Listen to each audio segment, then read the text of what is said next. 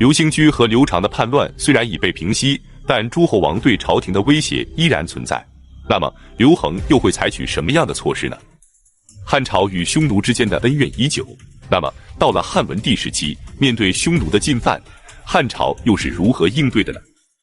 本期视频，我们就一起走进汉文帝分化诸侯及抵抗匈奴进犯。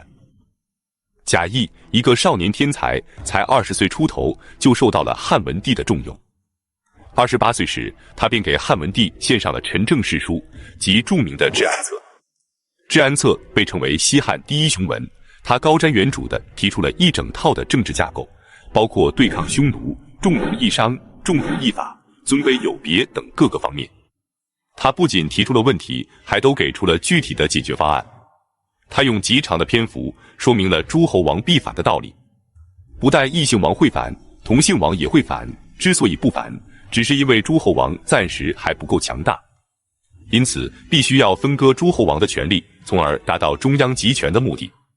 但可惜的是，因为他的才华过于出众，而且他的这些提议又损害了大臣们的利益，因此受到了周勃和灌婴等大臣们的嫉妒和排挤，导致汉文帝也不得已逐渐疏远了贾谊。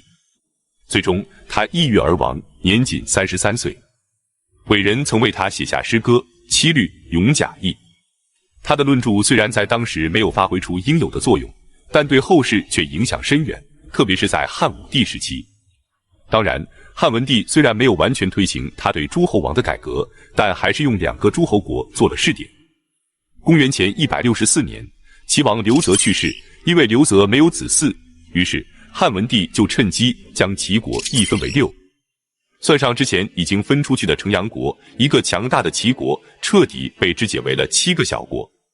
刘长去世后，他又将淮南国也一分为3，分给了刘长的3个儿子，封刘安为淮南王，刘伯为衡山王，刘赐为庐江王。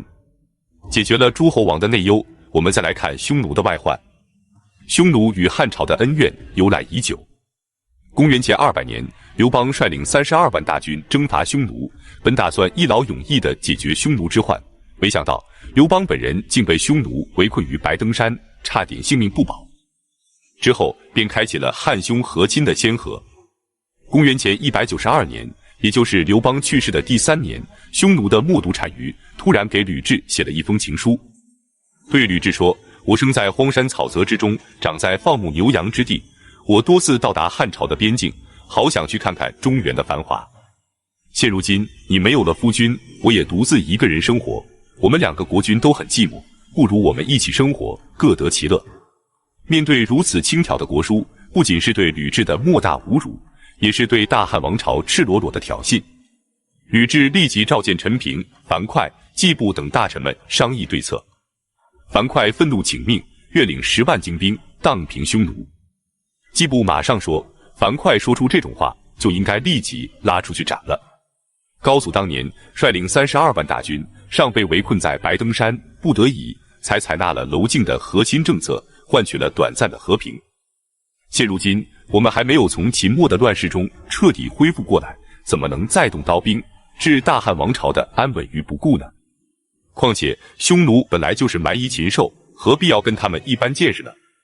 最终吕后听从了季布的意见，忍下了这等奇耻大辱，给冒顿回信说：“单于，你没有忘记我们这个小地方，还赐以国书，实在是受宠若惊。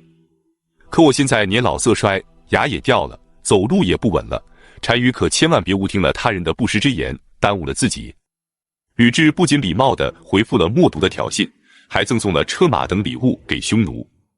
冒顿收到回信后，也立刻道歉说：“我不太了解中原的礼仪，所以写信冒犯了您，幸好您能宽宏大量，宽恕了我。”就这样，汉朝和匈奴之间避免了一场大规模的战争，但边境上的小规模冲突却依然不断。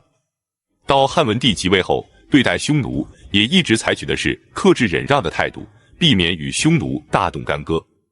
公元前177年，也就是刘恒即位的第3年，匈奴的右贤王背弃和亲之约，率领数万大军侵占了河南之地，并且进犯上郡，直接威胁着长安。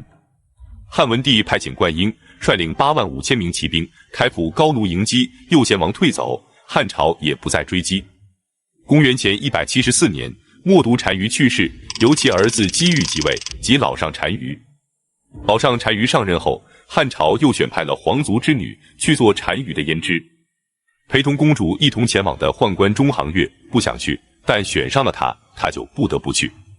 于是他就对汉朝怀恨在心，到了匈奴就投靠了单于，成为了匈奴单于的重要谋臣，反过来对付汉朝。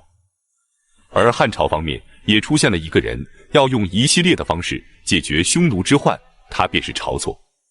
公元前169年，晁错写下了言兵誓书，上奏给汉文帝。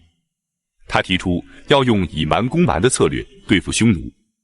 匈奴最擅长的是骑兵，而汉朝的骑兵不可能是匈奴的对手，因此唯一的办法就是要引进外援，建立匈奴籍的兵团。在险阻的地区由外籍兵团出击，平原地区则由汉朝的战车和弓箭进攻，两者合一，互相支援，才可构成万全之策。接着他又提出了积极防御的策略，即守边劝农书和牧民食色书。匈奴是马背上的民族，抢完了就跑，而汉朝人要想打他，农民就不得不放下农活，商人只能停下生意，军人只能背井离乡。因此最好的办法就是鼓励百姓搬到边塞去居住，平时耕种劳作，战时保家卫国。为了鼓励百姓前往，前几年的所有吃穿住行全部由朝廷无偿赠送，同时奖励开垦边塞，免其税赋，并且愿意去的人，有罪者赦其罪，无罪者拜其爵。从此便开启了屯田政策的先河，对后世影响深远，也为后来彻底解决匈奴之患打下了坚实的基础。公元前166年冬，汉文帝的强边政策才刚刚实施了1年多，匈奴就再次来犯。老上单于亲率14万大军进攻北地郡，匈奴大军攻破了巢纳、萧关以及彭阳。在烧毁了中宫后，前锋直抵雍县和甘泉，距离长安不过200多里，直接威胁着大汉王朝的统治中心。汉文帝立即任命周谷和张武为将军，发车1000乘，骑兵10万，驻守在长安附近，保卫京城。同时拜卢清为上郡将军，魏赤为北地将军，周造为陇西将军，张相如为大将军，董炽为前将军，各路大军从上郡、北地、陇西发兵，共同迎击匈奴。部署完毕之后，汉文帝突然宣布要御驾亲征，这可吓坏了诸位大臣，幸好在薄太后的干涉下，刘恒才放弃了这个计划。最后汉匈双方苦战了1个多月后，老上单于才退回到了塞外。公元前160年，老上单于去世，由其儿子君臣单于继位。2年后，他便率领6万骑兵，兵分2路进攻上郡和云中郡。刘恒急忙任命，并免为车骑将军，率军进驻飞狐；以苏毅为将军，率军进驻勾注山。张武则屯兵于北地。另外，以周亚夫为将军，驻军于长安西南的西柳原；徐厉率军驻守于长安北的棘门，刘礼则驻军于坝上。这样就沿着渭水3面保卫长安。匈奴见汉朝防守严密，不敢冒进，1个多月来就一直在边境上徘徊。汉文帝立即下令主动进攻匈奴。匈奴见状，抢劫了一番后，便全都撤走了。